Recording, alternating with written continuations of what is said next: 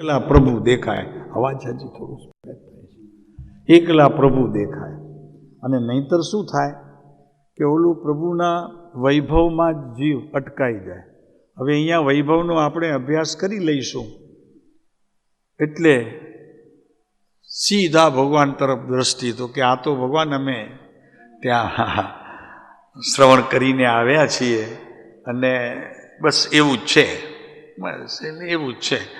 હવે ત્યાં નહોતી એક આપની વાણી ને આપની મુદ્રા, બસ હવે એ અમારે જોવી છે અને સાંભળવી છે.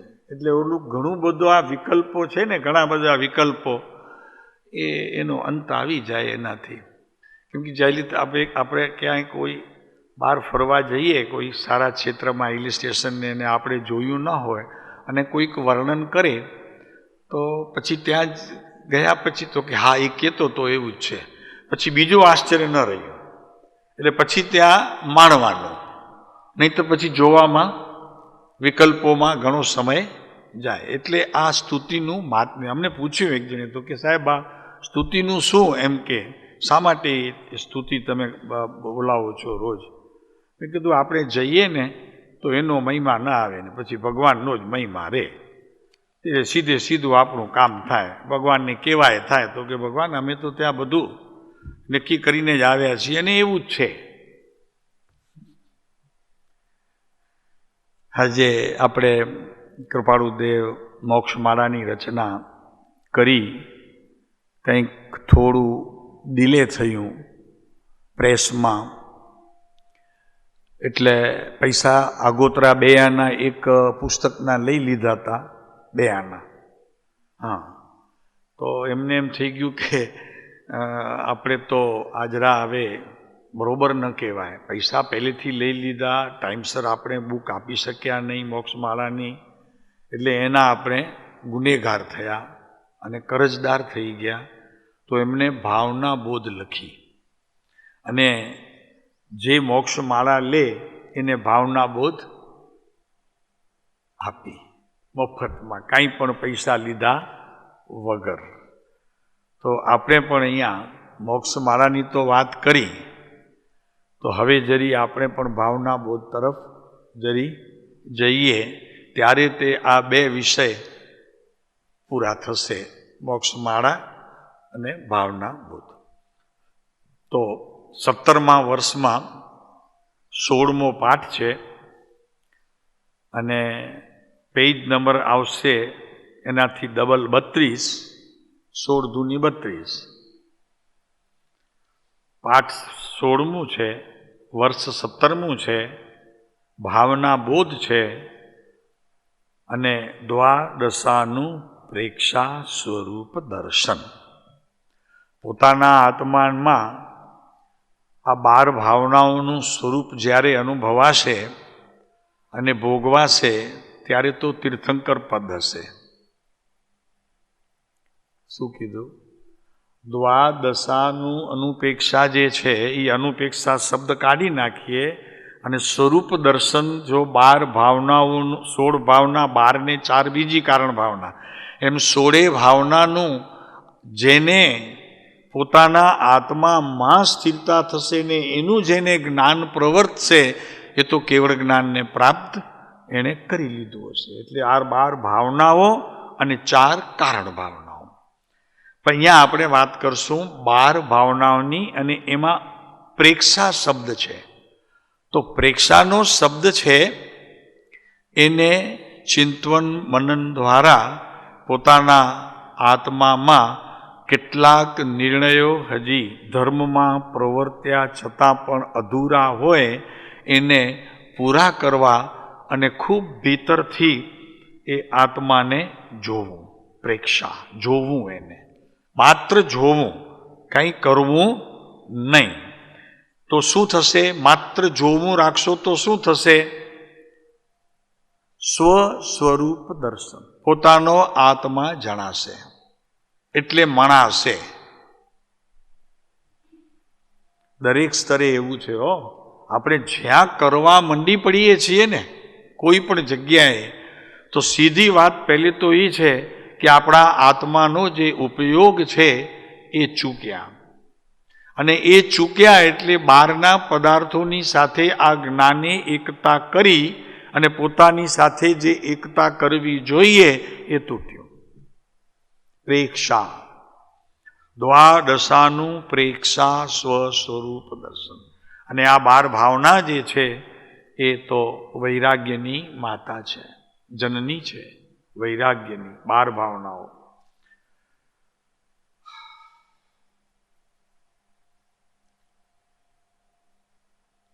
સમયસારમાં બંધ અધિકારની અંદર એક અમૃતચંદ્ર આચાર્ય કળશ મૂક્યો છે. એ કળશની અંદર આ વાત મૂકી છે કે આ ભાવના કેમ ભાવવી એનું કારણ બતાવ્યું ત્યાં. અને ભાવવી તો શા માટે ભાવવી, શા કારણે ભાવવી, આ 12 ભાવનાઓનું સ્વરૂપ પહેલા ભાવના રૂપ કરવી, ચિંતવન રૂપ કરવી, પછી અનુભવ રૂપ કરવી. તો આ શા માટે? તો ત્યાં આચાર્ય ઉત્તર આપ્યો, બંધસ્ય વિનાશાર્થે. આટલા શબ્દો કયા? બંધસ્ય વિનાશાર્થે, બંધનો નાશ થવા માટે. અનાદિનું જે જીવને આ કર્મરૂપી બંધ છે, અજ્ઞાનરૂપી મિથ્યાત્વરૂપી જે બંધના કારણ છે, એ બંધના કારણથી છૂટવા માટે. વિનાશ અર્થે એટલે કે બંધનો નાશ થાય અને આત્માના અનંત ગુણોનો ભોગ થાય.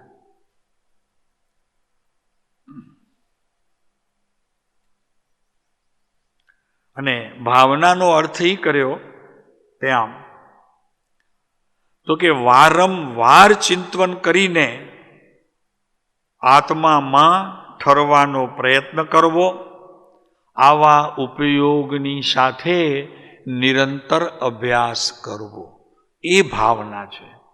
ભાવનાનો અર્થ ભાવવી એમ નહીં. ભાવનાનો અર્થ એ છે કે પોતાના આત્મતત્વમાં જે જ્ઞાન અને દર્શનના ઉપયોગ સહિતે જે અવસ્થાઓ પ્રહવે છે એમાં એકાગ્રતા કરવી. એમ અહીંયા ભાવના ભાવવી. આત્મ ભાવના ભાવતા જીવ લહે કેવળ જ્ઞાન એમ બોલતા નહીં, પણ પોતાના સ્વભાવની જે અનુસરનારી અવસ્થાઓ છે એ અવસ્થાઓને પોતાના આત્મતત્વ તરફ વાળવી. ત્રિકાળી જે ધ્રુવ અવસ્થા છે એના તરફ વાળવી બધી પર્યાયો. એટલે કે બહારનો ઉપયોગ છૂટી અને આત્મતત્વના ઉપયોગને વાણીમાં કહીએ તો પકડવાનો પ્રયત્ન કરવો, એ ભાવના. વારંવાર એટલે કે એમ કરીને છોડી દીધું 1 વખત 2 વખત 3 વખત એમ નહીં કિરણભાઈ. વારંવાર જો અભ્યાસ નથી આપણને તો એમાં સમય લાગે થોડોક, પણ 1 વખત જો એની કળ આવી જશે પછી બહુ અઘરું નથી લાગતું. એમ કોઈ પણ તમે જુઓ, સંસારના કામ પણ જુઓ, 1 વખત કરતા અઘરા લાગે, પણ જો તમે કરવા મંડી પડો તો એ અઘરું લાગતું નથી. તો બંધસ્ય વિનાશાર્થે, બંધના નાશ માટે. જાણો તો ક્યાં છે બંધ? તો કે આત્મતત્વમાં તો બંધ છે નહીં. બંધ છે તો તારી અવસ્થામાં છે, તારી પર્યાય બંધાણી છે. તું તો બંધાયો નથી. જો તું બંધાયો હોય તો કૃપાળુદેવ આત્મસિદ્ધિમાં એમ ન કહે કે સર્વ જીવ છે સિદ્ધ સમ. આ એક લીટી જીવ વાંચે અને જો ભ્રમણામાં રહી જાય તો બસ, તો કે હું તો સિદ્ધ સમાન જ છું.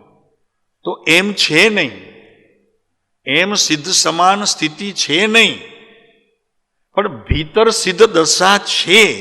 તું જો પ્રયત્ન કરે તો એ સિદ્ધ દશા તારી અવસ્થામાં તને અનુભૂતિ સ્વરૂપ થઈ શકે એટલી વ્યવસ્થા ત્યાં છે, પર્યાયમાં એનું પ્રગટપણું જ્યાં સુધી નથી થતું ત્યાં સુધી ચૈતન્યનો ભોગ તને મળતો નથી. અને એ ભોગ મળે કેવી રીતે મળે? તો કે નિરંતર ચિંતન અને ઉપયોગની ધારાને બહારથી હટાવી અને ભીતર એનામાં પ્રભાવિત થવું, પ્રભાવિત કરવું, આ બધી બાબતો એ એકલા ધ્રુવ તત્વ જેને ગમે છે, આત્મતત્વ જેને ગમે છે અને ત્યાં જ જેને ઠરવું છે, એ આવા ઉપયોગના અભ્યાસમાં જોડાઈ જઈ શકે છે.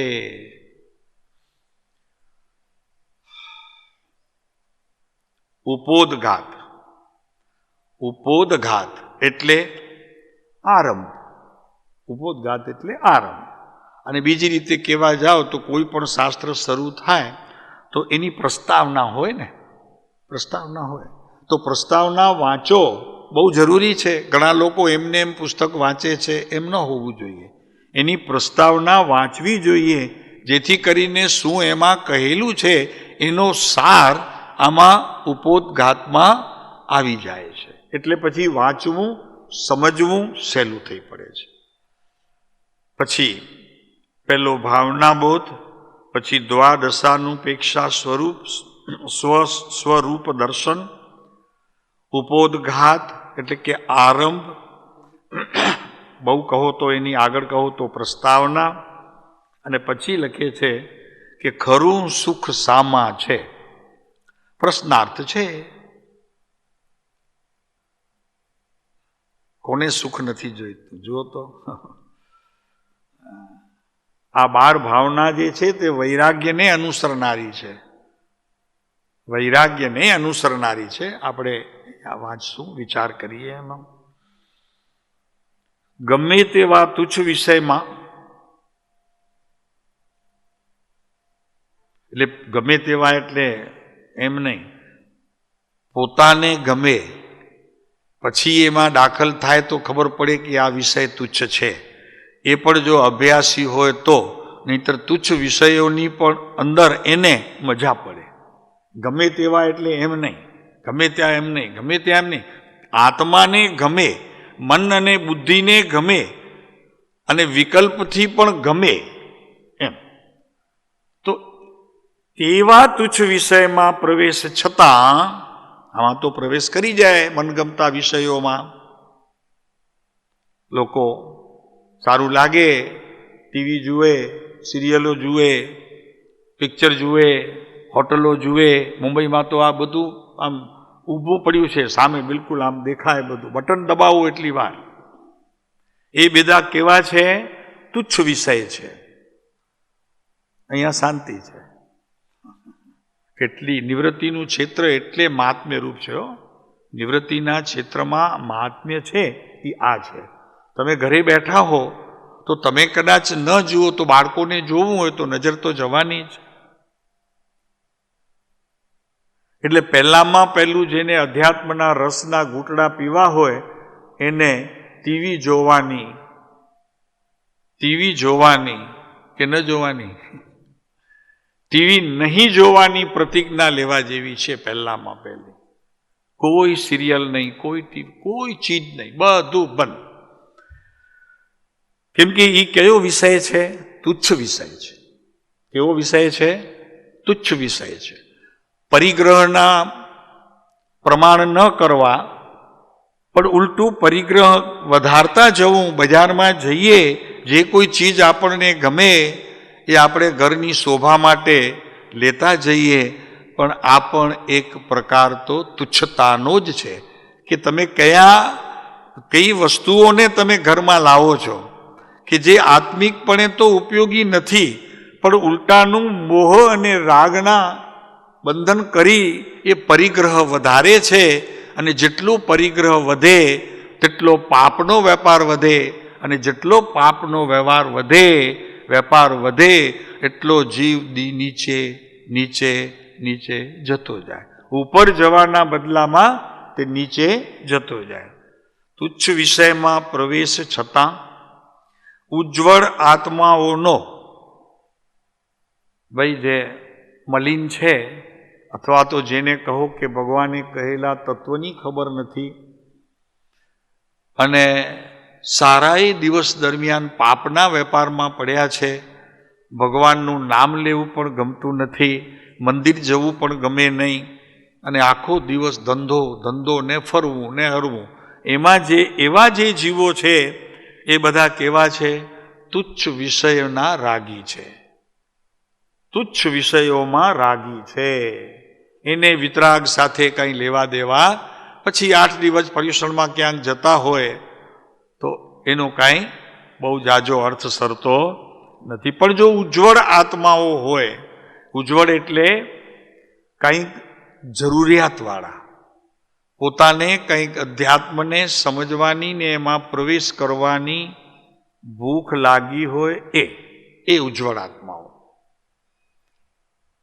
જો ભૂખ પણ નથી તો પણ કામ નહીં થાય. અનાજ ગમે તેટલું સરસ હશે, રસોઈ ગમે તેટલી સુંદર થઈ હશે, પણ તમને તમારા જીભના સ્વાદથી કાંઈ એમને તમે માણી નહીં શકો.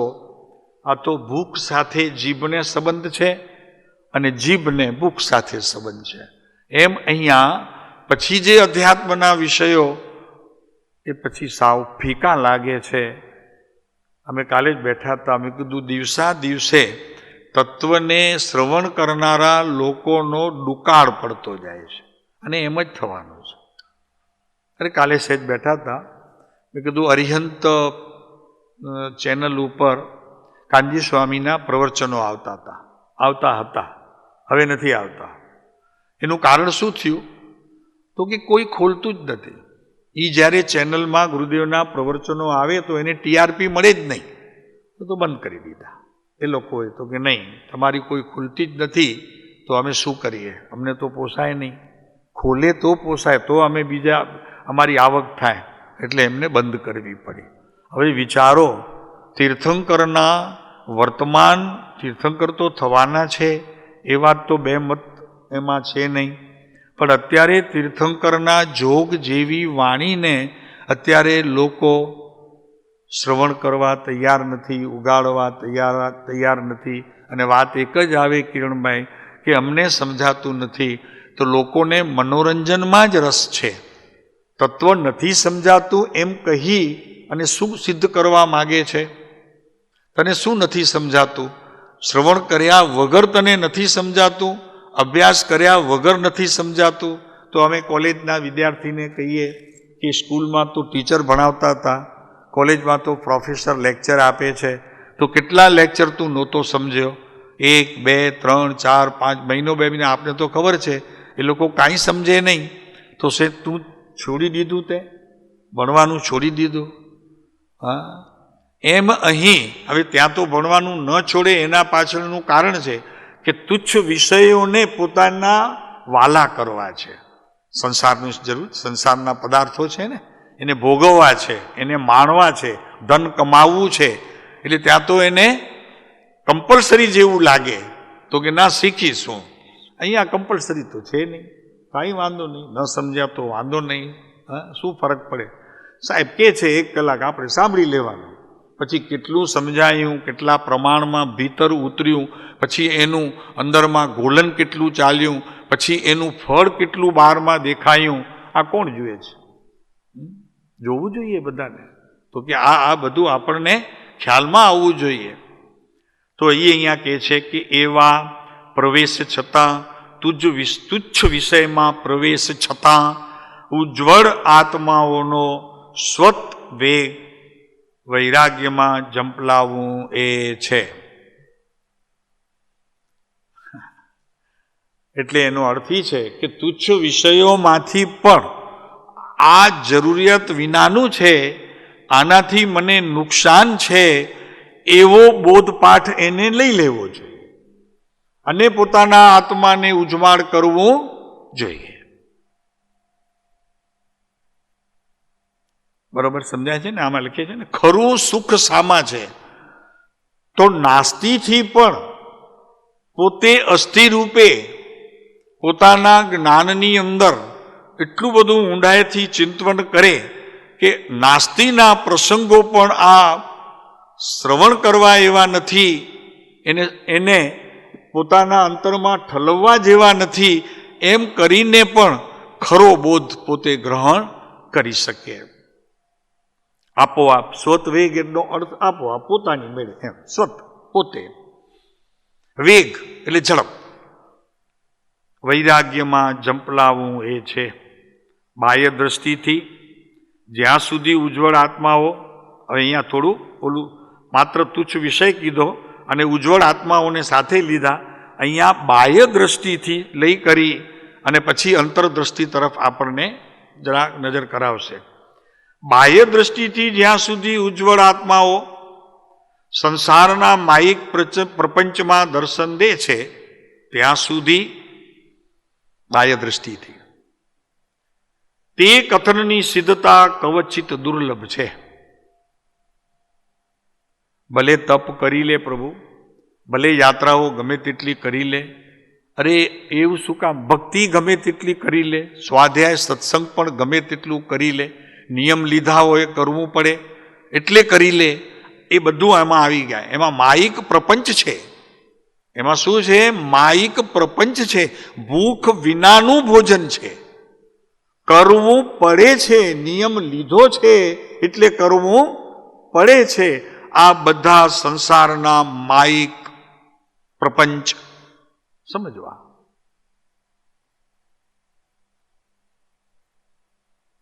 એટલું સસ્તું થઈ ગયું છે કિરણભાઈ, અત્યારે કહેવા જેવું નથી, પણ બહુ સસ્તું થઈ ગયું. ધર્મ આમ હાલતા ચાલતા વેચાય છે, રસ્તામાં ગમે ત્યાં ધર્મ વેચાય છે. ત્યાં સુધી તે કથનની સિદ્ધતા કવચિત દુર્લભ છે. જ્યાં સુધી ભીતરથી આ વાત ઉગતી નથી, ત્યાં સુધી જરૂરિયાત જણાતી નથી, ત્યાં સુધી એમાં ચિંતન અને મનન કદી પણ પ્રવેશ કરી શકે નહીં. આ તો એવું થયું કે વડનું બીજ ભીતર રોપાયું ખરું, પણ એણે ન પાણીને ગ્રહણ કર્યું, ન માટીને ગ્રહણ કર્યું, પોતે એકદમ ન્યારો રહ્યો. એને એમ થઈ ગયું કે નહીં, મારે તો ન્યારું જ રહેવું જોઈએ બીજને. જેમ થવાનું છે તેમ ભગવાને જોયું છે. આપણું ભાવિ તો ભગવાનના હાથમાં છે, આપણું ભવિતવ્ય તો ભગવાને જોયું છે, તો એ જ પ્રમાણે થશે.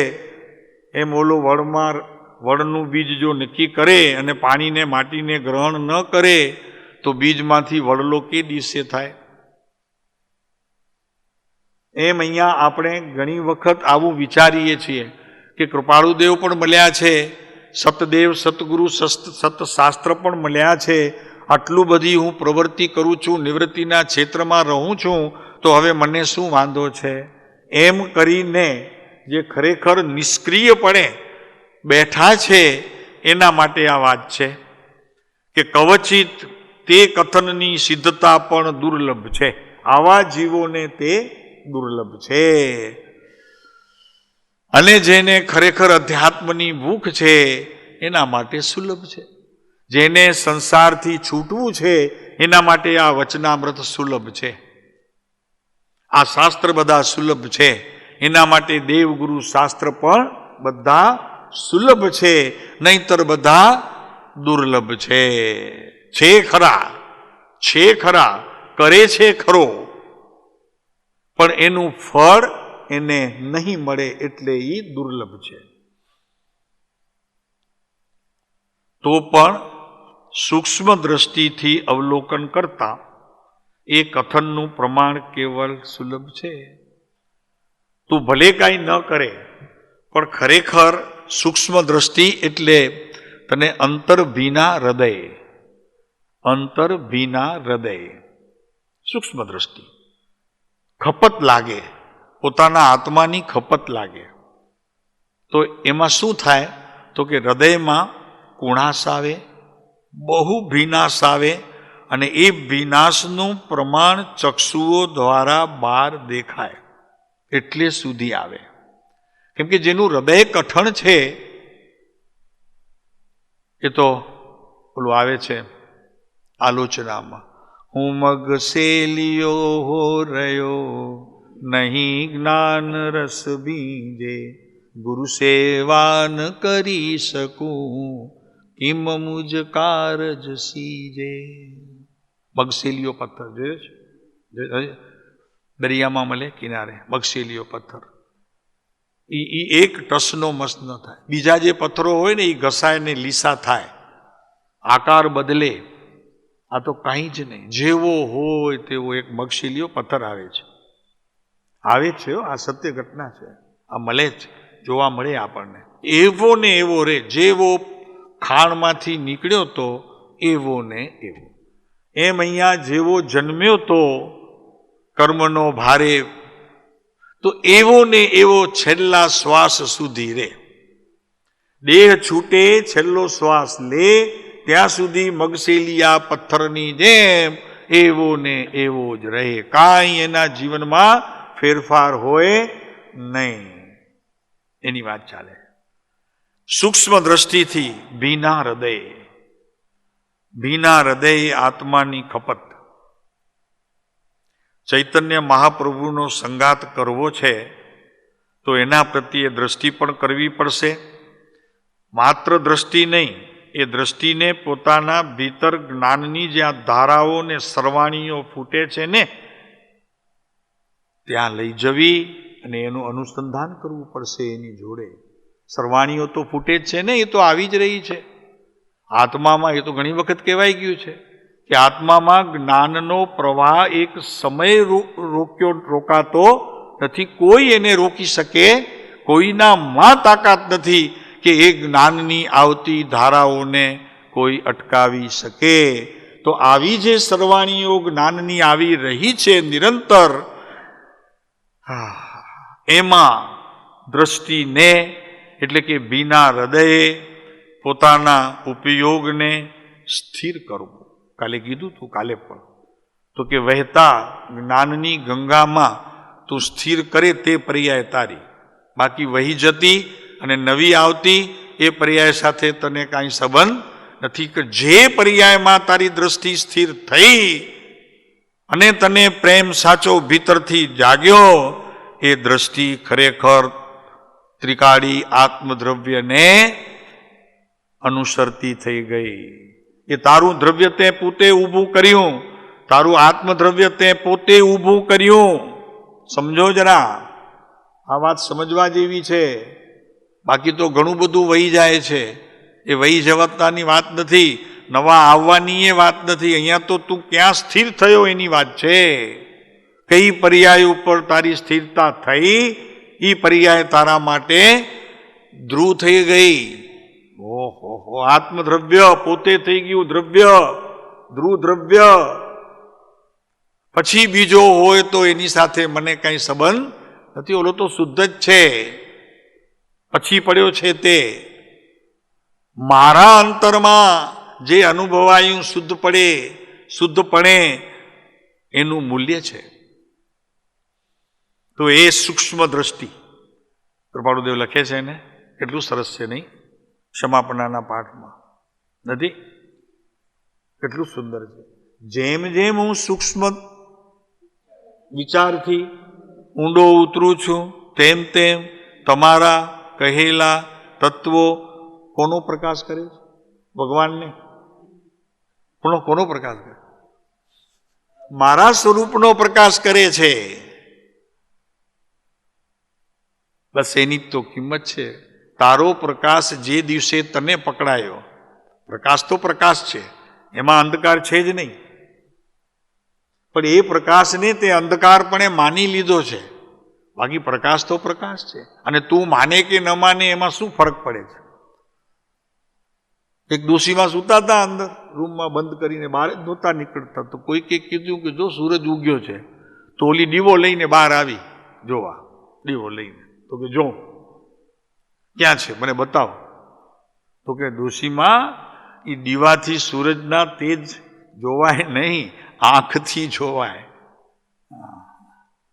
એમ આપણે પણ અનાદિકાળથી આ આત્મતત્વને પ્રાપ્ત કરવા માટે ઉદ્યમ કરીએ છીએ, પણ રીત ખબર નથી.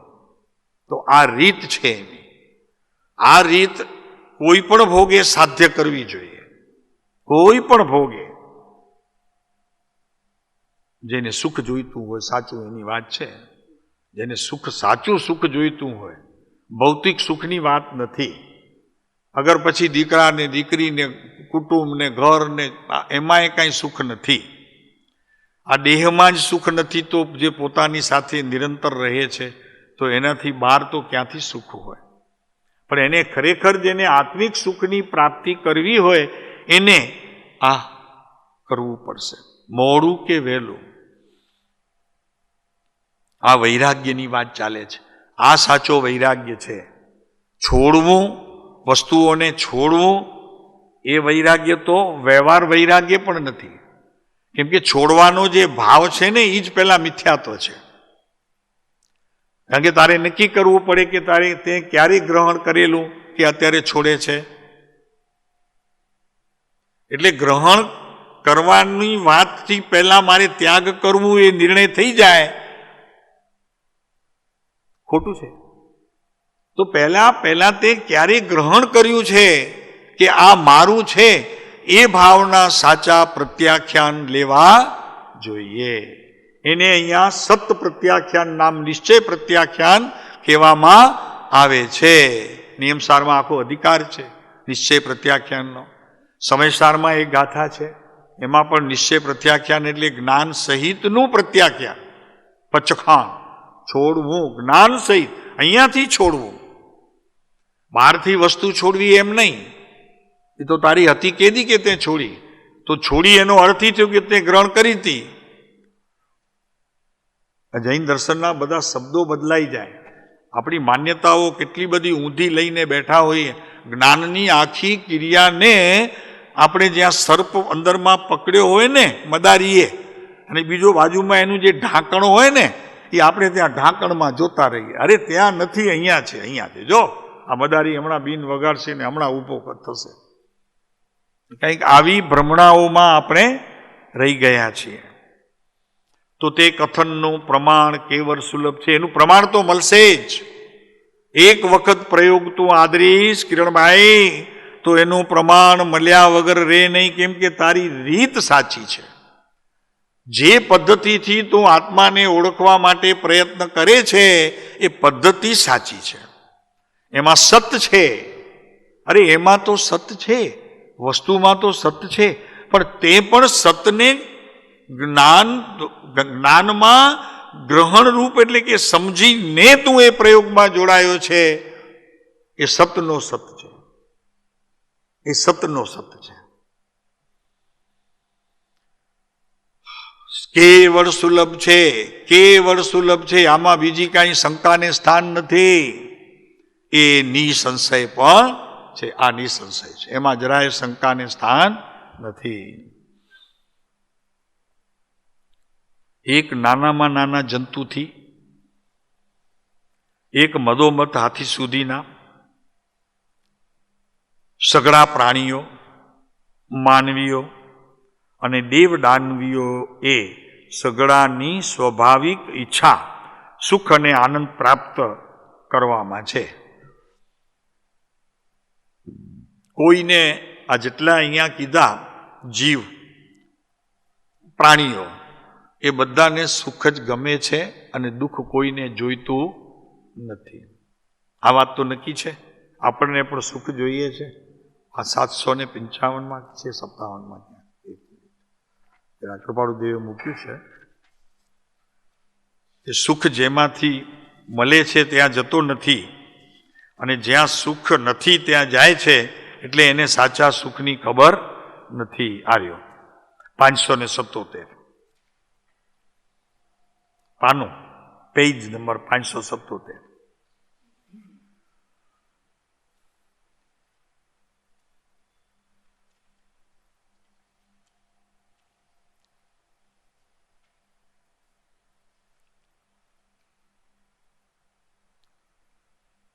નીચેનો પારિગ્રાફ પહેલા 755 પત્ર ક્રમાંકમાં 576. શરીરનું દુઃખ માત્ર ઔષધ કરવાથી મટી જતું હોત, મનનું દુઃખ ધનાદિ મળવાથી જતું રહેતું હોત, અને બાહ્ય સંસર્ગ સંબંધનું દુઃખ મનને કંઈ અસર ઉપજાવી શકતું ન હોત તો દુઃખ મટવા માટે જે પ્રયત્ન કરવામાં આવે છે તે સર્વ જીવોનું સફળ થાત. બરાબર? પણ જ્યારે તેમ બનતું જોવામાં ન આવ્યું ત્યારે જ વિચારવાનોને પ્રશ્ન ઉત્પન્ન થયું કે દુઃખ મટવા માટે બીજો જ ઉપાય હોવો જોઈએ. કોઈ માણસ પ્લેનમાં ન બેઠું હોય અને પહેલો અમેરિકા જતો હોય તો એને બહુ મજા પડે કે નહીં? હા, પ્લેનની સફર 24 કલાક, હવે 12 કલાકમાં થઈ જાય છે. હવે તો એને કેટલો આનંદ હોય. એને પૂછવામાં આવે તો કે સુખ મળ્યું. હવે જો ખરેખર સુખ મળ્યું હોય તો પ્લેન છોડવું ન જોઈએ, કેમ કે પ્લેનમાં સુખ છે. તો કે ના, એ તો આપણે ન ઉતરીએ તો બહાર કાઢે, આપણને ઉતારી દે. એટલે કોઈ પણ વસ્તુ આપણને નવી લીધી હોય, દાખલા તરીકે અત્યારે છોકરાઓ છે ને બધા આ મોબાઈલ લે, રોજ નવા નીકળીને બદલાવે, જૂના વેચે ને નવા લે, રોજ ટ્રાન્સફર થતું હોય, 1000-2000 બાપાનો દિવાળો કાઢતા હોય રોજનો, પણ છતાં એમાં સુખ છે. તો એમાં સુખ હતું તો વળી પાછો 15 દિવસે કેમ બદલાવા ગયો? અચ્છા, લ્યો ને ખાવામાં સુખ છે. આજે બહુ સરસ ઘરે દૂધપાક બનાવ્યું છે કે કેરીનો રસ બન, પીતો રે, થાકતો નહીં, પીતો રહેજે, પીતો રહેજે. તો કે નાના, એટલું બધું ન પીવાય. કેમ, તને સુખ લાગતું હતું ને? તો કે વધુ પીવું તો હમણાં વમન થઈ જાય. હા, એનું પ્રમાણ હોય છે. એટલે બહારની વસ્તુમાં કેટલું સુખ છે એ તો આપણને બધાને ખબર છે. એટલે તો સાચા સુખ માટે અહીંયા આવ્યા છીએ કે ભાઈ સુખની ખબર તો પડે. આ જે કરવામાં આવે છે તે ઉપાય અયથાર્થ છે અને બધો શ્રમ વ્યથા છે. માટે તે દુઃખનું મૂળ કારણ જો યથાર્થ જાણવામાં આવે અને તે જ પ્રમાણે ઉપાય કરવામાં આવે તો દુઃખ મટે, નહીં તો સુખ પ્રાપ્ત થાય નહીં. એટલે પછી હવે એક પેરેગ્રાફ છોડીને કે ધર્મથી દુઃખ મટે. આ બરોબર છે? આ બરોબર છે?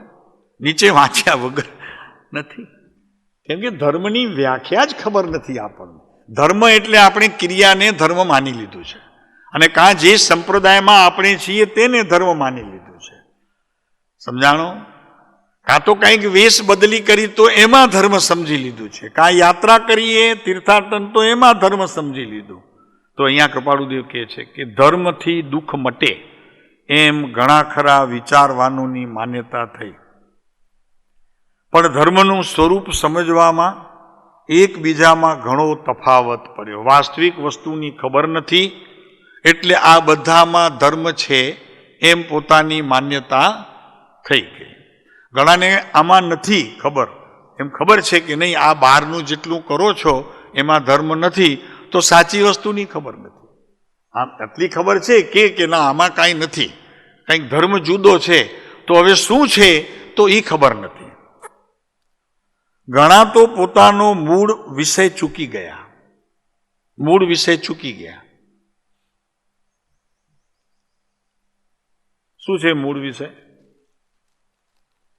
સુખનું સ્ત્રોત ક્યાંથી છે? એનું જન્મ આત્માથી છે. મુખનું સ્ત્રોત ક્યાં છે? સુખ છે ક્યાં? તો જો બહુ સમયસારમાં પહેલા જ કળશની અંદર આચાર્ય બહુ સુંદર વાત કરી છે કે જળમાં ન સુખ છે. સમયસાર કળશમાં જળમાં ન સુખ છે, ન એને કંઈ ખબર છે, ન એમાં કંઈ જ્ઞાન છે, ન ચેતન શક્તિ છે. ઘણું બધું લીધું છે ત્યાં કે કાંઈ જ નથી. જ્યારે ચેતન આત્મામાં સુખ પણ છે, આનંદ પણ છે, ચેતન શક્તિ પણ છે, બધું લીધું છે. જો અહીંયા 1 મિનિટ હોય તો જરાક જોઈ લઈએ. કળશ હા છે.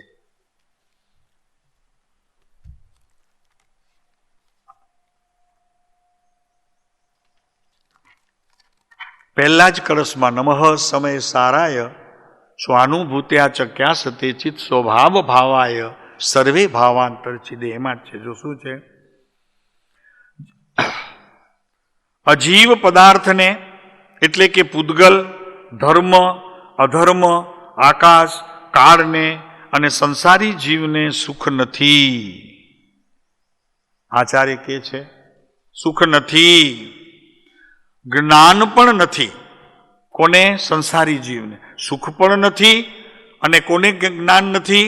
તો કે પૂદગલ, ધર્મ એટલે અજીવ પદાર્થને, અજીવ પણ આપણે જીવ છીએ અને અજીવ પણ આપણે આપણું માનીએ છીએ, તો એવાને સુખ પણ નથી, જ્ઞાન પણ નથી. અને તેમનું સ્વરૂપ જાણતા જાણનહાર જીવને પણ સુખ નથી.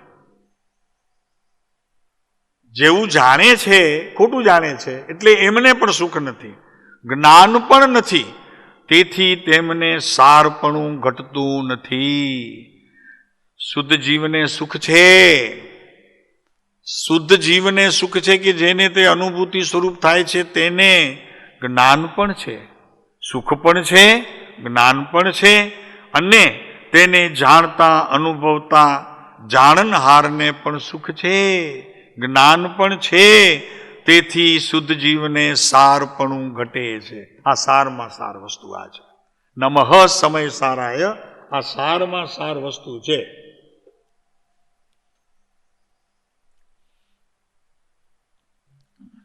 તો ધર્મનું સ્વરૂપ પણ સમજવામાં એકબીજામાં ઘણો તફાવત પડ્યો. આજે સવારના વાત કરીને તમને આવ્યા હતા ત્યારે, આજે સવારના વાત થઈ ને, શ્રમણ આવ્યા છે ને. ઘણા તો પોતાનો મૂળ વિષય ચૂકી ગયા અને ઘણા તો તે વિષયમાં મતિ થાકવાથી અનેક પ્રકારે નાસ્તિક આદિ પરિણામોને પામ્યા. ભીતર કેવી જિજ્ઞાસા છે, શું તમને જોઈએ છે, એના ઉપર બધો આધાર છે. જો ખરેખર હવે એ જ જ્યાં નિર્ણય થયો ન હોય કે મને આત્માનું સાચું સુખ ક્યાં મળે, એની ભૂખ ન લાગે અને જો ધર્મસભામાં કોઈ પણ સભામાં બેસી જાઓ આ ધ્યેય વિના, તો આ તો જેમ બાણ છોડે ને લક્ષ્ય વિનાનો ફેલ જાય, એમ અહીંયા કોઈ પણ સભામાં બેઠા પણ તમારું લક્ષ્ય જો નથી સુખનું, અને એ સુખ જેમાં છે એવા આત્માનું પણ લક્ષ્ય નથી, તો માત્ર તે શ્રવણ થઈને રહે છે. એનાથી આગળ કાંઈ પણ લાભનું કારણ હોતું નથી, થતું પણ નથી. અને ઘણા તો તે વિષયમાં મતિ થાકવાથી અનેક પ્રકારે નાસ્તિક આદિ પરિણામોને પામ્યા. નાસ્તિકમાં એમ ન સમજવું, જે સતદેવ સતગુરુને સતધર્મ સમજે છે, સાચા સમજે છે, પોતાના જ્ઞાનમાં સાચા છે, એને નાસ્તિકપણું ન હોય એમ ન સમજવું. એ પણ નાસ્તિક હોઈ શકે છે. ઘણી બધી ત્રુટીઓ એમાં જોવામાં આવે છે. મોક્ષ માર્ગ પ્રકાશની અંદર બધું વિસ્તારપૂર્વક મૂક્યું છે. પહેલું નાસ્તિકપણું એનું અહીંયા છે કે મને દેવગુરુ શાસ્ત્ર સાચા મળી ગયા છે તો મારું કામ થઈ ગયું, એવી માન્યતા પણ તે નાસ્તિકતાનો એક પ્રકાર સમજવો.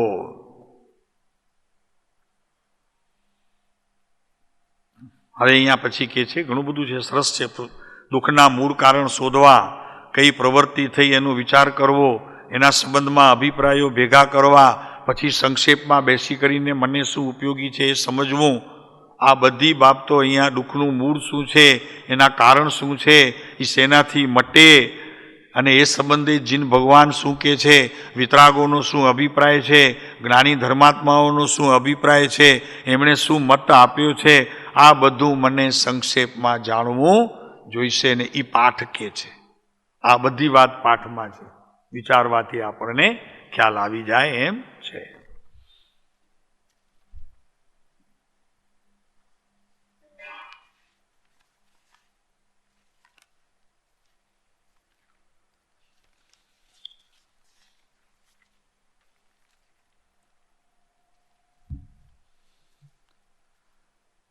એક નાનામાં નાના જંતુથી કરીને એક મદોમત હાથી સુધીના સઘળા પ્રાણીઓ, માનવીઓ અને દેવ દાનવીઓ, એ સઘળાની સ્વાભાવિક ઈચ્છા સુખ અને આનંદ પ્રાપ્ત કરવામાં છે.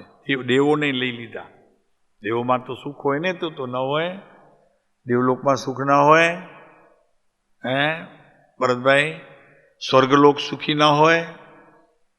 નહીં ને? જોઈ લેવાનું કૃપાળુ દેવનું આત્મ અભ્યંતર પરિણામમાં પહેલો જ પાઠ, દેવો સુખી છે કે દુઃખી? ત્યાં કીધું છે, કંકોત્રી મોકલાવી હતી. હા, કૃપાળુદેવે બધાને ભેગા કર્યા હતા, જીવ માત્રને. એવો રમૂજ ઊભો થયો કૃપાળુદેવને કે જોઈએ તો ખરા વિશ્વમાં કોણ સુખી છે. તો હાલા એક સિદ્ધ ના આવ્યા. પછી બીજા એક ભાઈ બાજુમાં ઊભા હતા, એને પૂછ્યું કે સાહેબ કંકોત્રી એમને? તો કે હા, એમને પણ મોકલાવી હતી. તો કે એ દેખાતા નથી કોઈ. બરોબર છે? આ દેખાય? આપણે નિયમ હોય તો એમાં થોડીક તો આગાર મૂકી હોય કે ઘરના સગપણ લગ્ન હોય ત્યારે જવાનું. હા, તો એ ના આવ્યા. હવે જ્ઞાની હતા કંકોત્રી પાઠવનારા, કૃપાળુદેવ જેવા, અને પાછા જલ્દી આ જવાના છે, ત્યાં એમની બાજુમાં બેસવાના છે, તોય સિદ્ધએ ત્યાં અવગણના કરી, ન ગયા. આવું થતું હશે? જ્ઞાનીઓની અવગણના? અરે અવગણના નથી, અવગણના નથી, ગણના છે. ગણના છે, કેમ કે એમણે પણ પોતાના જેવા પોતે ગણી લીધા. હા, એ ગણતરી છે. જ્ઞાનીમાં ગણતરી કરી. જો ગયા હોત તો અવગણના થાત.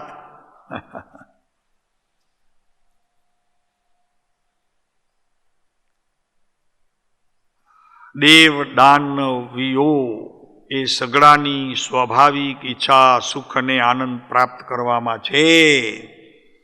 એથી કરીને તેઓ તેના ઉદ્યોગમાં ગૂંથાયા રહે છે. એમનો ઉદ્યોગ છે, મોટા કારખાના ચાલે જ ત્યાં. તમને એમ લાગે કે અહીંયા જ છે કચ્છમાં 170 કારખાના, અહીંયા ત્યાં કારખાના ચાલુ છે. દેવોના કારખાના ચાલુ છે. સંસારીઓના તો છે જ અહીંયા, મનુષ્યોના. પરંતુ વિવેક બુદ્ધિના ઉદય વિના તેઓ તેમાં વિભ્રમ પામે છે. વિવેક બુદ્ધિના ઉદય વિના. વિવેક બુદ્ધિ, સ્વ અને પરનો જેને વિવેક નથી તેને વિવેક બુદ્ધિ કહેવામાં આવતી નથી. કૃપાળુદેવનું એક સરસ બહુ શબ્દ છે વિવેક બુદ્ધિ માટે, 121 વચનામૃત. બહુ સારી વાત કરી છે. મહાવીરનો સાક્ષી આપી અને કૃપાળુદેવે બહુ સારી વાત કરી છે. 121 વચનામૃત, 23 121 નહીં, 23. ધર્મ ધ્યાન લક્ષ્યાર્થથી થાય એ જ આત્મહિતનો રસ્તો છે. જો લક્ષ્ય ન હોય તો ધર્મ ધ્યાન થતું નથી. કહેવાય હોય ભલે, ઉપાશ્રયમાં 8 કલાક ભલે કાઢતા હોય, પણ એનો કાંઈ અર્થ નથી જો લક્ષ્ય નથી તો.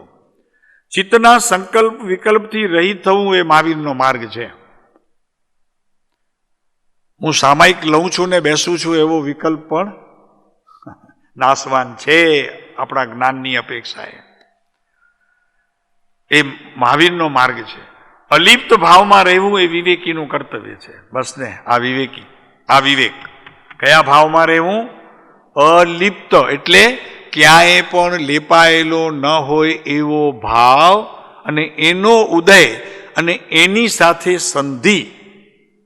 તો એ તો એક જ જગ્યા છે એની, તો પોતાનો આત્મા ત્યાં જ સ્થાન છે.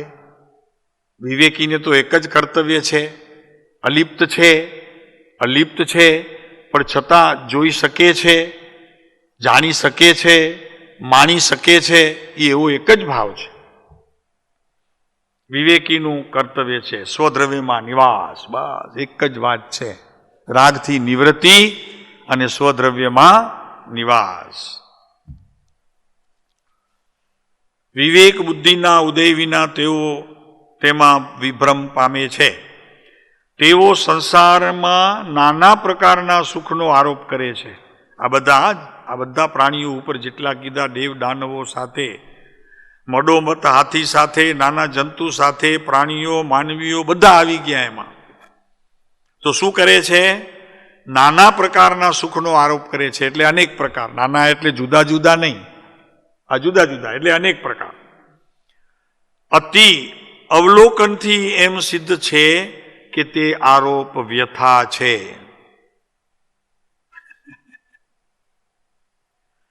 આરોપ કરે છે ને એ ખોટું છે એમ. શું નહીં સમજાણું? એમનો આરોપ ખોટો છે.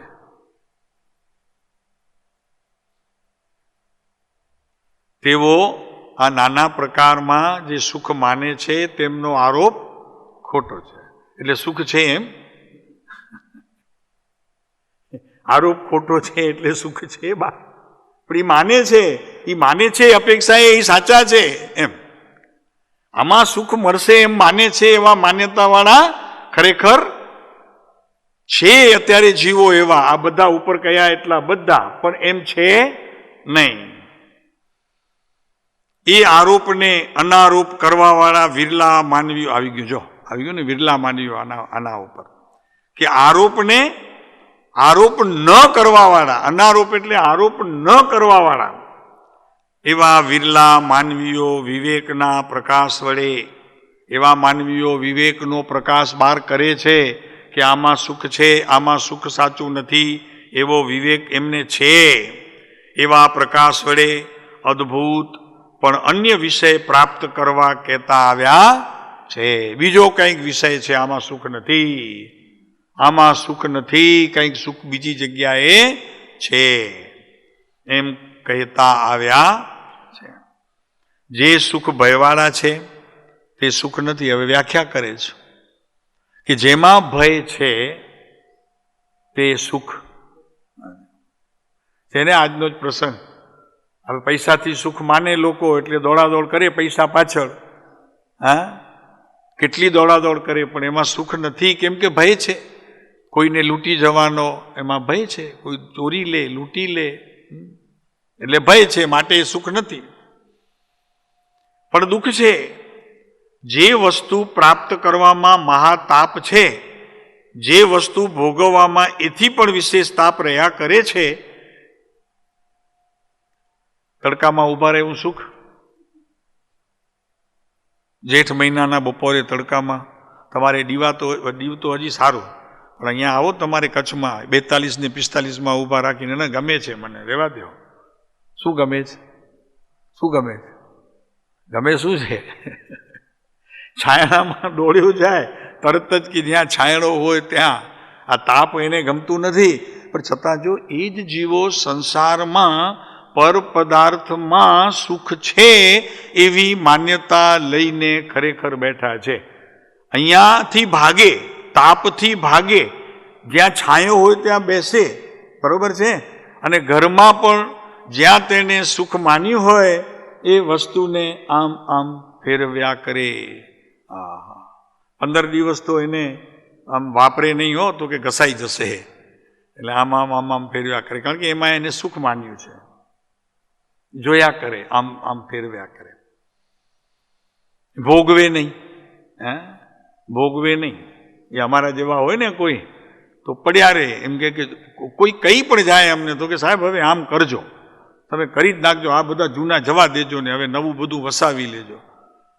તો હોય અમને એમ નથી લાગતું કે ચાલો હવે આ જૂના કાઢી નાખીએ ને નવા લઈ લઈએ.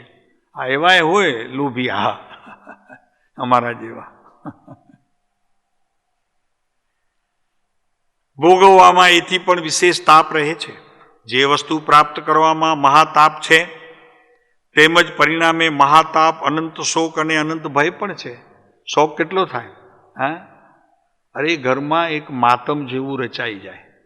જ્યાં આવી સ્થિતિ બને છે ને પ્રેમજીભાઈ, એક માતમ જેવું થઈ જાય. ખાવાનું ન ભાવે કોઈને, અને એટલું બધું ચિંતા ને ટેન્શન સતત રહ્યા કરે કે આનું કેમ કરવું. શરીરે સુકાતો જાય, દિવસા દિવસે શરીર પણ સુકાતો જાય, એની અસર મન અને બુદ્ધિ ઉપર આવતી જાય, અને આત્મા તો ખરેખર એનાથી કેટલો હાનિ પામે એ તો પ્રભુ કાંઈ કહેવાય નહીં. એટલે પૈસામાં સુખ નથી એ વાત આજના પ્રસંગથી ખ્યાલ આવી. હવે તો જાહેર પણ થઈ ગઈ, કહેવામાં વાંધો એ નથી, હા, જાહેર થઈ ગઈ. પ્રેમજીભાઈના જમાઈના સારી એવી રકમ રોબરી થઈ ગઈ, નીચે ઉતર્યા, લગભગ કરોડની નજીક સમજો. હવે 2 નંબરના પૈસા કેશ. હવે એની ફરિયાદ પણ કેવી રીતે કરવી ને શું કરવું, પણ વાત તો એ 12 પેપરોમાં આવી ગઈ. ક્યાંથી લીક થઈને કેમ આવી ગઈ, એ લોકોએ કમ્પ્લેટ તો નહીં કરી હોય અને પેપરમાં વાત આવી ગઈ. હવે ઘરમાં કેવી આજે ઓલી થઈ જાય એકદમ. આજે રકમ નાની કહેવાય કંઈ, રોબરી થઈ ગઈ એની, બોલો, લઈ ગયા હાથો હાથ. આમાં સુખ માન્યું તું અને હવે એ લઈ ગયા તો એમાં દુઃખને માન્યું તું સુખ, ઉત્પન્ન થયું દુઃખ. કેવું થાય? દીકરામાં સુખ માન્યું તું અને છોડીને વયા જાય તો દુઃખ કે સુખ? એમાં માન્યું તું સુખ, હતું દુઃખ. એમ ઘરના બીજા કોઈ છોડીને વયા જતા હોય, કેટલા એ બધા આપણા ગયા વડીલો તો બધા માન્યું તું એમાં સુખ, અને ગયા ત્યારે થયું દુઃખ. માટે વિશ્વમાં સુખ એક જ જગ્યાએ છે, એક જ જગ્યાએ સુખ છે. જરી આખરી વાત કરીએ તો પોતાના આત્મા સિવાય વિશ્વમાં બીજે ક્યાંય પણ સુખ છે નહીં. નિજ આત્મ તત્વમાં જ સુખ છે, બીજે ક્યાંય સુખની કલ્પના કરવી નહીં. પણ જેની પાસે એ સુખ છે એવા જ્ઞાની ધર્માત્માઓ પાસે જો ખરેખર બોધ લેવો તો આ ભાવના રૂપ બોધ લેવો કે એમણે જેવું પ્રાપ્ત કર્યું એમાં જ સુખ છે, એવો એક અપેક્ષા એ પોતાના પરિણામમાં આ વાત પણ સિદ્ધ હોવી જોઈએ. સૌથી પ્રથમ તો એ કે આત્મામાં જ છે, બીજે ક્યાં નથી. પછી નંબર 2 તો કે જે સુખ જ્ઞાનીઓએ માન્યું છે, જોયું છે, કહ્યું છે, બરોબર? તો પછી હવે નજર ત્યાં 2 નંબરમાં. પછી બીજો નંબર, પહેલા નંબરમાં તો અહીંયા છે એવો નિર્ણય કર્યા વગર ત્યાં નિર્ણય નહીં થાય. જ્ઞાનીઓમાં પણ જો નિર્ણય તમારે કરવો હોય તો પહેલા અહીંયા છે એમ માનીને જશો તો અહીંયા પોતાની પાસે સુખ છે અને જ્ઞાની ધર્માત્માઓ એ સુખને માણે છે એવો શ્રદ્ધાનો વિષય તમારા જ્ઞાનની અંદર જ્યારે ઠોસ પરિણામે સિદ્ધ થશે ત્યારે જ્ઞાની ધર્માત્મા પ્રત્યે તમને ભાવ આવશે. એનાથી પહેલા ભાવ આવવા કઠણ છે. આગળ સંસારના પ્રત્યેક સુખ વડે વિરાજિત રાજેશ્વર છતાં પણ સત્ય તત્વની પ્રસાદી પ્રાપ્ત થવાથી તેનો ત્યાગ કરીને યોગમાં પરમાનંદ માની જો છે ને. આ રાજા મહારાજાઓની વાત છે, જેમણે પોતાની સંપત્તિમાં પોતે રાજા હતા, રાજેશ્વર હતા અને પોતાની સંપત્તિથી આમ આમ હિંડોળા હિલતા હતા, છતાં પણ એમણે જ્યારે તત્વની પ્રસાદી મળી એટલે એમાં એમ ખ્યાલ આવ્યું કે આમાં સુખ નથી, તો 1 સેકન્ડની પણ વિલંબ કર્યા વગર ઘર છોડીને વયા ગયા. પછી કોઈના વારસદારે નથી લખ્યા. બોલો, બનાવવું તો પડે કે નહીં? એટલો સમય પણ ખોયો નથી, તો કે 1 ક્ષણ પણ ખોવા જેવી નથી. ખબર પડી, તત્વથી નિર્ણય થયો કે નહીં આમાં સુખ નથી, તો એવા રાજેશ્વર પણ છોડીને વયા ગયા. પછી આગળ આવશે ભરત મહારાજાનો દાખલો. ભરત મહારાજાનો એની પદવી રચેલું છે અને એની વાત પણ આવશે, તે પાછળ છે. તો તેનો ત્યાગ કરી યોગમાં પરમાનંદ માની. બસ આ ઉપયોગમાં, આત્મ ઉપયોગમાં જ ખરેખર પરમ આનંદ છે એમ માનીને સત્ય મનોવીરતાથી આ મન વીરતાને પામ્યું. માયકાગલું હતું ને, આવું હતું ને, એ ખરેખર સુરવીર પામ્યું. લખે છે ને આનંદગંજ, મેં માન્યું તે લિંગ નપુસક પણ છે મર્દને ઠેલે. કે મને તો એમ હતું કે આ સાલો આવો જ છે, ત્રીજી જાતિ સમજાણું ને? ત્રીજી જાતિ સમજાણી ને? હા. પણ આનંદગંજી મહારાજ તરત જ બીજી લીટીમાં કીધું કે મરદ છે હો. હા હા, તો જો અહીંયા આ મરદ છોડાવી દીધું 1 સેકન્ડમાં, તો મને પલટો લઈ લીધો અને કેવી રીતે આવી ગયો? મનોવીરતા શબ્દ કેવો છે? પહેલા મન માને ને, મન માને તો થાય ને. મનોવીરતા શબ્દ કેવો મૂક્યો છે? અન્ય પામર આત્માઓને મૃતહરી ઉપદેશે છે કે પછી ભોગે રોગ ભયમ, કુલે ચ્યુતિ ભયમ, વિતે નૃપાલાદ ભયમ, માને દૈન્ય ભયમ, બલે રિપુ ભયમ, રૂપે તરુણા ભયમ, શાસ્ત્રે વાદ ભયમ, ગુણે ખલ ભયમ, કાયે કૃતા તાદ ભયમ, સર્વ વસ્તુ ભયાવંતી ભુવી તૃણા નૃણા વૈરાગ્ય એવા ભયમ. આ એ બધા વૈરાગ્યના બધા કારણો આપી દીધા. નીચે ગુજરાતી કર્યું એનું ટ્રાન્સલેશન. તો હવે કેટલી વાર છે આમાં? ભોગમાં રોગનો ભય, કુળમાં પડવાનો ભય, લક્ષ્મીમાં રાજાનો ભય. હા, રાજાનું લખ્યું છે, ચોરનો ભય, ડાકુઓનો આ પ્રસંગ બન્યો ને. માનમાં દીનતાનો ભય, બળમાં શત્રુનો ભય, રૂપથી સ્ત્રીનો ભય, સ્ત્રીને ભય, શાસ્ત્રમાં વાદનો ભય, ગુણમાં ખડનો ભય, કાયા પર કાળનો ભય, એમ સર્વ વસ્તુ ભયવાળી છે. માત્ર એક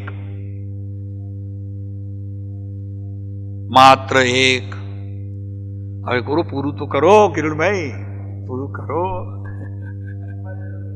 વૈરાગ્ય જ અભવ્ય છે, અભય છે. વૈરાગ્ય જ અભય રૂપ છે.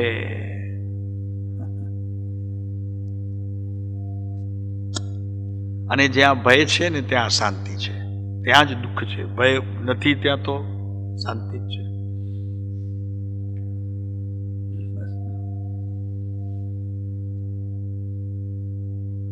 એક મિનિટ છે.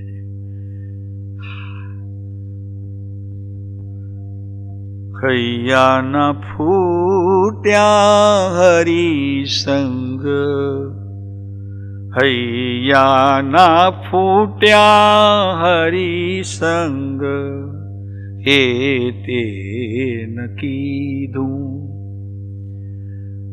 લખ 84 કેરું લુગડું, લખ 84 કેરું લુગડું, માથે માગી લીધું. હૈયાના ફૂટ્યા હરિસંગ, હરિસંગ ભગવાન સંગ, હરિસંગ રાજસંગ, એ તેન કીધું. 4 દિવસના જીવતર સારું. કેટલી જૂની કહેવત છે ને. 4 દિન કી ચાંદની ફિર અંધેરી રાત. અરે તો કે મજા કરવા દે ને યાર, પછી અંધારી રાત તો આવવાની છે. 4 દિવસ તો મજા કરવા દે. 4 દિવસના જીવતર સારું, મન માયામાં મોયું, મન માયામાં મોયું. હૈયાના ફૂટ્યા હરિસંગ, એ તેન કીધું. જન્મ મરણ દુઃખ ગર્ભવાસનું, તે 9 સખીઓ ટાળી, તે 9 સખીઓ ટાળી. બરોબર છે ભરત? હા છે કે નહીં? જો જન્મ મરણ દુઃખ ગર્ભવાસનું, તે 9 સખીઓ ટાળી. માત પિતા યુવતી સુત સંગે. કોની સંગે? આત્માના અનંત ગુણોના સંગ છોડીને કોની જોડે રમ્યો? માત પિતા યુવતી સુત સંગે, વિસાર્યો વનમાલી. કહું છે ને વનમાલી, અહીંયા કૃષ્ણને લીધું છે. વનમાલી, વનમાલી કૃષ્ણને કહેતા. વિસાર્યા વનમાલી, હૈયાના ફૂટ્યા હરિસંગ, એ તેન કીધું. આળસને અજ્ઞાનયતિ સહે, આળસને અજ્ઞાનયતિ સહે, કામ બગાડ્યું તારું. દેવાનંદ કહે દેવાનંદ કહે દેખ વિચારી મન કયું તું મારું મન કયું તું મારું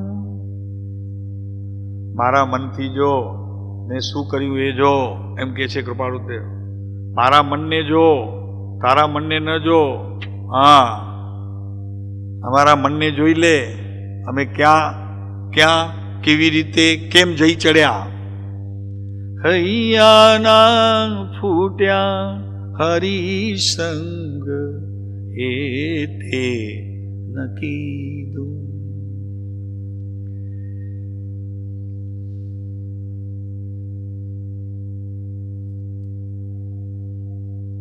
તો હવેના જે થોડાક દિવસો બાકી રહ્યા છે એમાં પછી કથાઓ આવશે એક એક ભાવનામાં એ આપણે ફરી જોતા જઈશું અને ભાવનામાં 12 ભાવનાઓમાં આ રીતે રમવાનો એક આપણને ફરી અવસર મળશે. આપણે તો વાંચ્યું જ હશે, ઘણી વખત વાંચી હશે આ 12 ભાવનાઓ, પણ હવે આપણે એવી રીતે વાંચીએ જરા કથાનું યોગથી થોડુંક વિવેચન કરીને પણ આપણે એને સમજીએ 12 ભાવનાઓને.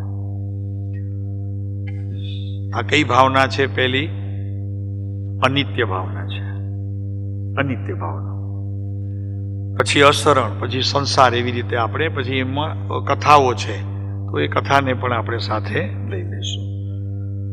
દિવસ તો ઢૂંકડા છે હજી, છતાં 15 જેવા છે, 13-14 જેવા દિવસો છે. હા, એ 4 કારણ ભાવનાઓ છે કે જે તીર્થંકરો ભાવે છે. 12 ભાવના તો આ છે અનિત્ય, અસર, અને 4 કારણ ભાવનાઓ છે. ખ્યાલ છે કોઈને? મોઢે ખ્યાલ નથી? ઈ છે ના, બીજી છે, જુદી છે. 16 કારણ જે તીર્થંકર ભાવે છે એ જુદી છે. હા, તત્વાર્થ સૂત્રમાં છે ને કંઈક 16. હા, કંઈક મને ખ્યાલ આવ્યો, મેં કીધું એ કંઈક 16 કારણ ભાવનાઓ અલગ છે, 12 ને 4 એમ નહીં. 4 તો આ ધર્મ, હા લ્યો ને, ધર્મ, અર્થ, કામ ને મોક્ષ, એ 4 નહીં. હા, મૈત્રી, પ્રમોદ, કરુણા ને માધ્યસ્થતા. પણ હવે આ 16 કારણ ભાવનાઓ જુદી. બરોબર, એ તમારી વાત હવે ખ્યાલમાં આવી કે 16 કારણ ભાવનાઓ જુદી છે જે તીર્થંકર ભાવે છે.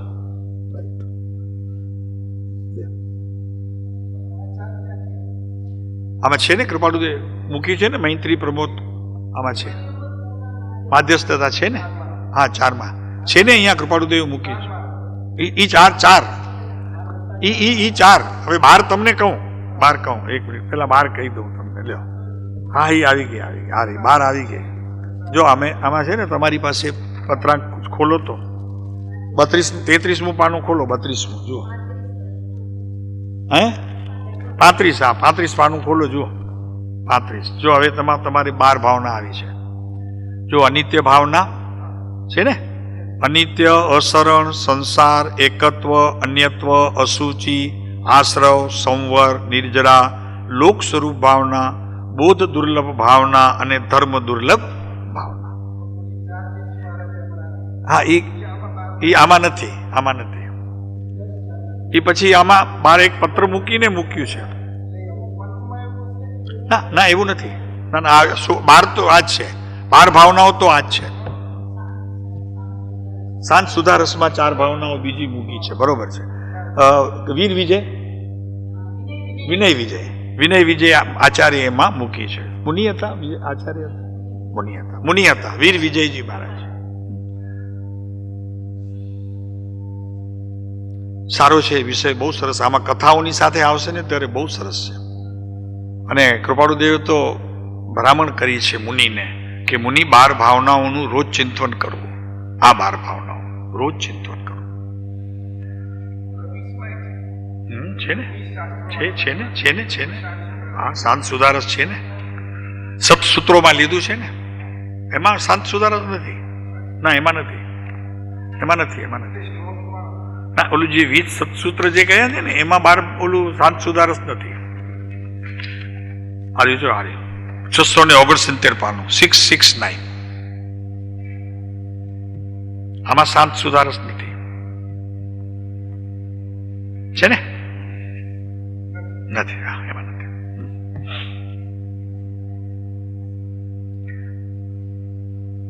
લ્યો તો બીજું બીજું લ્યો. એક જ છે અહીંયા હશે, બીજું કદાચ આમાં હશે. જુઓ તો કેટલામાં છે? ખ્યાલ નથી તને ખ્યાલ નથી? નહીં, ના આવ્યું? દર્શનાચાર, જ્ઞાનાચાર, એવું અહીંયા હશે. છે અહીંયા છે, અહીંયા છે, નથી. કઈ નહીં, જોઈ લેવાશે પછી. ના વાંધો ને, જવાનું ને, પછી જોઈ લેશું આપણે. આવતીકાલે છો ને હજી તો? હા, તો જોઈ લેશું આપણે કાલે. હે, બીજી ચાર, હા, 57માં પાને છે.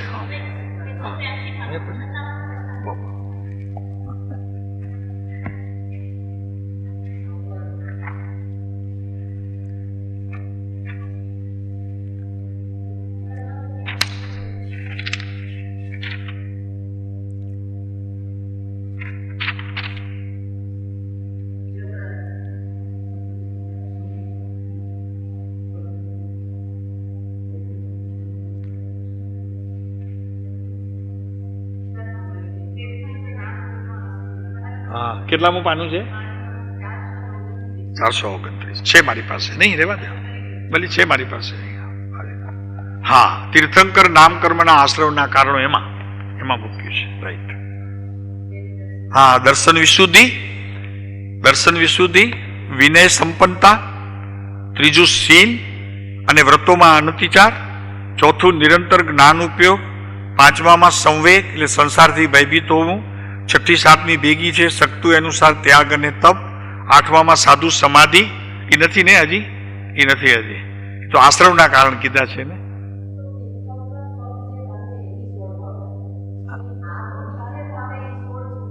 એ 16 ભાવનાઓ છે ને, એ આપણે જોઈ છે જરા. એ ક્યાં છે 16 ભાવનાઓ? આજ છે ને? હા, આજ છે, બરાબર. એક મિનિટ, અહીંયા છે, નીચે છે, જો અશુબેન, એ 16 ભાવના તીર્થંકર નામ કર્મના કારણ છે. હે, આશ્રવના કારણ છે. આવશ્યક હાનિ ન કરવી, આચાર, બહુશ્રુત પ્રવચન પ્રત્યે ભક્તિ, સાધુ સમાજ. જોવું પડશે આમાં હજી ક્યાંક.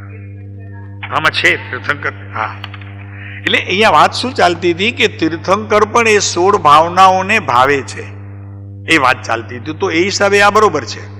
પણ હવે બીજી કોઈ કારણ ભાવનાઓ જુદી હોય તો જરાક જોજો તમે. બાકી આમાં જે આપણી વાત ચાલતી હતી એને અનુરૂપ આ છે. કેમ કે અમારી વાત એવી રીતે આવી કે તીર્થંકરો પણ 16 કારણ ભાવનાઓને ભાવે છે, તો આ બરોબર છે એમ. કેમ કે તીર્થંકર નામ કર્મના આશ્રવના કારણો, હવે એને તે છોડીને એ પ્રવર્તે છે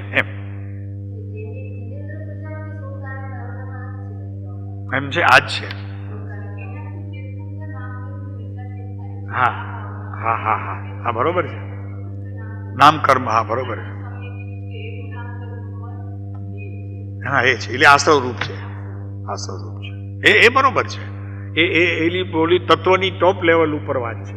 કેમ કે આ બધી પર્યાયોમાં છે ને, એટલે એ હિસાબે ધ્રુવમાં નથી ત્રિકાળી, તો ત્યાં જ્ઞાનાચાર ને દર્શનાચાર, તપાચાર એવું કંઈક હોય તો જુદી વાત છે. એને કંઈક જુદી ભાવનાઓમાં લીધું હોય, જ્ઞાન, દર્શન, તપ, વીર્ય, પુરુષ, એવું બધું હોય. પણ ઠીક છે, જે હોય તે. પણ આ વસ્તુ આપણી જે વાત ચાલતી હતી ને, તો અહીંયા એ 16 ભાવના આશ્રવના કારણ કયા છે. તીર્થંકરને આ આશ્રવના કારણ કયા છે. એટલે એ વસ્તુ તો બરોબર છે, તમે સાચા છો. આ વસ્તુ બી અહીંયા જે કહેવામાં આવી છે, એ જે અપેક્ષા એ વાત ચાલે છે, એ બી સાચી છે. મૈત્રી, પ્રમોદ ને કરુણા ને માધ્યસ્થતા. હા,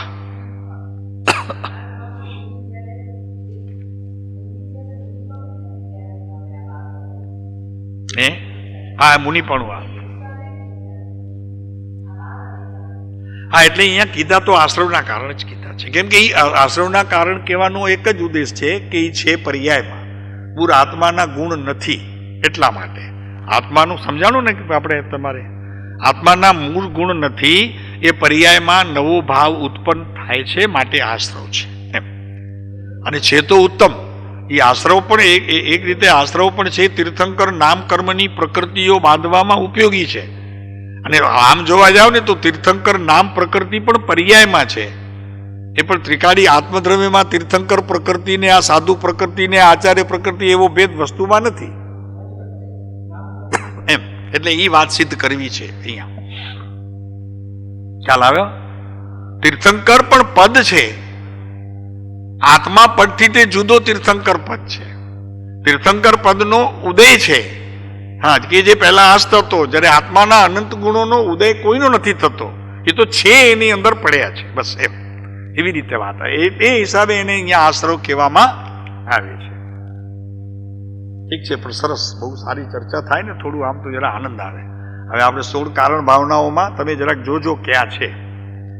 મને તો એમ જ ખ્યાલ હતું કે આ 12 ભાવનાઓ આ છે અને 4 કારણ ભાવનાઓ છે. ક્યાંક મેં જોઈ પણ છે કારણ ભાવનાઓ, હે, આરાધના પાઠમાં 4 કારણ ભાવનાઓ છે, પણ મેં ના, હવે મને ખ્યાલ આવ્યો, ઉભા રહો, યોગસારમાં છે, યોગસાર ના, એ નહીં, એનું આખું જુદું છે ને. યોગસાર 2 છે ને, એક યોગીન્દ્ર દેવનું છે અને એક કોનું છે ના, એમ છે યોગ શાસ્ત્ર છે ઓલું, તો મારે જોવું પડશે જરા. ત્યાં છે કારણ ભાવના, બરોબર છે. આજે જોઈ લઈશ, હમણાં જ, આજે સવારના જ ખોલ્યું હતું. સરસ, બહુ સારું. ચાલો, આટલે સુધી તો પહોંચ્યા આપણે સુખમાં. નહીં, ખરી વાત છે. આપણને જ્ઞાન છે ને, જે કંઈ આપણે જ્ઞાનનું ક્ષયોપસમ સમજતા હોઈએ ને, તો એક વસ્તુ તો એવી છે કે જ્યાં સુધી આપણને સમજણ ન પડે ત્યારે એને મધ્યસ્થ ભાવમાં રાખવા, અને જ્યારે સમજણ પડે ત્યારે જ હા કહેવી, ત્યાં સુધી હા કહેવી નહીં. એમ મારું મત તો એવી રીતે હોય, તો કે ના ના ચાલશે એમ નહીં, એવી રીતે ન હોય. હા, આપણે ચોક્કસ ક્યાંક બી આપણે ભૂલતા હોઈએ એવું નથી. આ તો અગાધ શાસ્ત્રને પરમાગમ છે. ક્યાંક ને ક્યાંક આપણી ચૂક બી થતી હોય, હે, તો એનું તરત જ નિરાકરણ થાય ને, એ બહુ કામ એકદમ, એમાં આપણને મજા પડી જાય. ચાલો.